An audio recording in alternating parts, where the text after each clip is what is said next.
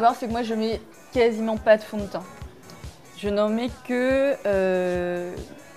pour unifier et cacher des zones que j'ai envie de cacher. Mais je trouve qu'il n'y a rien de plus beau que la luminosité de la peau.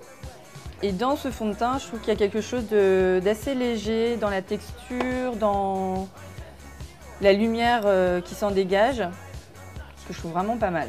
On a une texture qui est hyper fine, qui est complètement transparente. Et apparemment, c'est la spécificité de cette texture, c'est qu'on a un médium qui est complètement transparent. D'habitude, les médiums de fond de teint sont blanchis. C'est la nature de cette texture, c'est qu'elle est blanche parce qu'elle est chargée de poudre. Donc les poudres sont blanches. Donc c'est comme si vous comparez une aquarelle avec de la gouache. La gouache, on a une base qui est blanchie, donc quand votre peinture elle va sécher, ça va être blanc. Alors qu'une aquarelle, c'est du pigment pur, transparent. Bon, là, ça va être un petit peu la même chose. Donc vous allez avoir une correction, une unification, mais tout en transparence.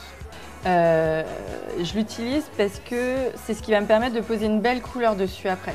En revanche, après la pose du fond de teint, il peut rester encore des imperfections. Par exemple, là, j'ai des petits boutons.